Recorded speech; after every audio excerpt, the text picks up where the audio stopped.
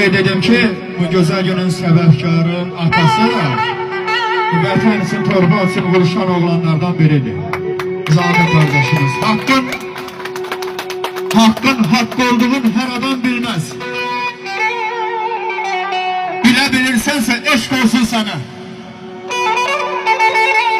Yetimin, yazığın, gözyaşın gizli silebilirsense eşk olsun sana.